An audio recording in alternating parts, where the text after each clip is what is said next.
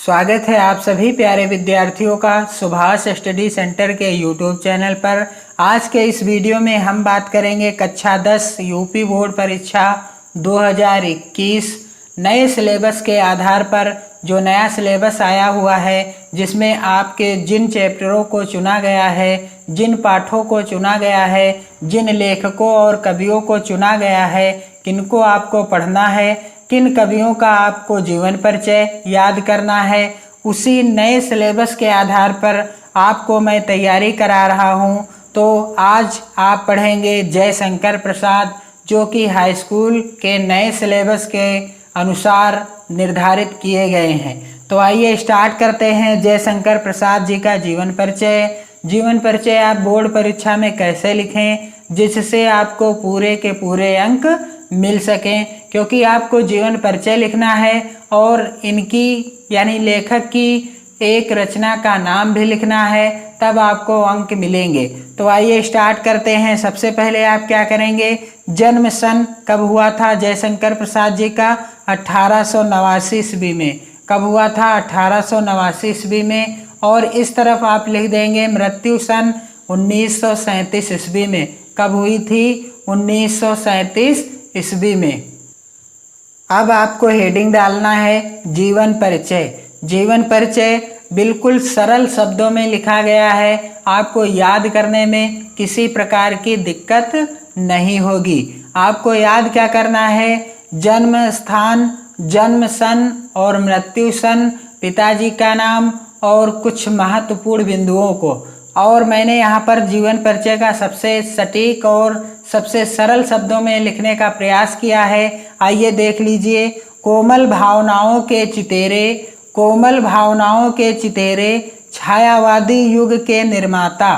कोमल भावनाओं के चितेरे, छायावादी युग के निर्माता, नाटक सम्राट।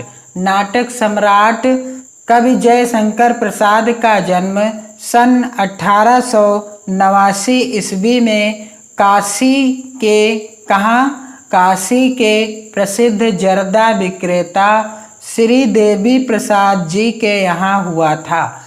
काशी के प्रसिद्ध जर्दा विक्रेता किसके यहाँ हुआ था? श्री देवी प्रसाद जी के यहाँ हुआ था। श्री देवी प्रसाद जी काशी के प्रसिद्ध जर्दा विक्रेता थे, यानी तंबाकू विक्रेता थे।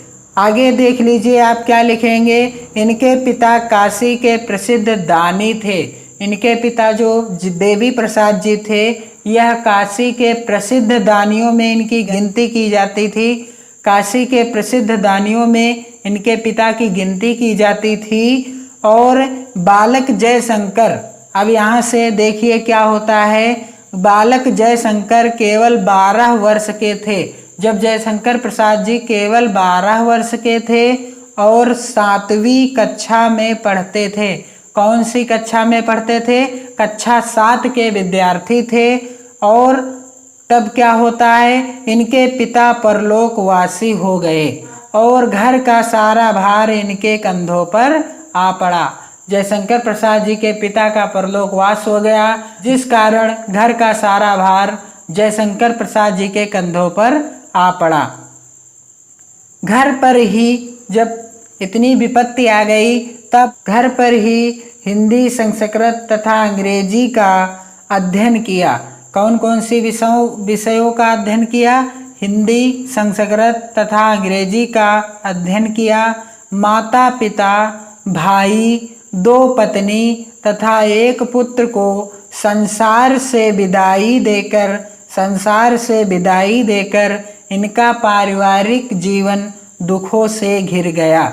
माता पिता स्वर्गवासी हो गए, भाई स्वर्गवासी हो गए, 2 पत्नियां इनकी स्वर्गवासी हो गईं और इनका 1 पुत्र का भी देहांत हो गया। तो क्या होता है, इनका पारिवारिक जीवन किससे घिर गया? दुखों से घिर गया। जी हाँ विद्यार्थियों, किससे घिर गया इनका पारिवारिक जीवन? दुखों से घिर गया, क्योंकि इनके परिवार में काफ़ी सदस्यों की मृत्यु हो गई, इसलिए इनका जीवन जो है दुखों से घिर गया। हमेशा चिंता में रहने लगे, हमेशा चिंतित रहने लगे, दुखी रहने लगे। तो आगे आप क्या लिखेंगे, यह सब कुछ होते हुए भी, इतना सब कुछ हो गया इसके बावजूद भी सरस्वती के इस पुत्र ने हिंदी जगत की बहुत सेवा की, हिंदी जगत की बहुत सेवा की। सन 1937 ईस्वी में अल्पावस्था में ही क्षय रोग को टीबी भी कहते हैं, क्षय रोग को क्या कहते हैं विद्यार्थियों, टीबी कहते हैं। और क्षय रोग से ग्रस्त होकर इनका स्वर्गवास हो गया, जयशंकर प्रसाद जी का स्वर्गवास हो गया। आइए इनकी रचनाएं देख लीजिए। आपको बोर्ड परीक्षा में सिर्फ एक रचना का नाम लिखना है। यहाँ पर मैंने 4 रचनाएं लिख रखी हैं, आपको जो सरल लगे वो याद कर लीजिए। झरना, आंसू, लहर, कंकाल, झरना, आंसू, लहर, कंकाल।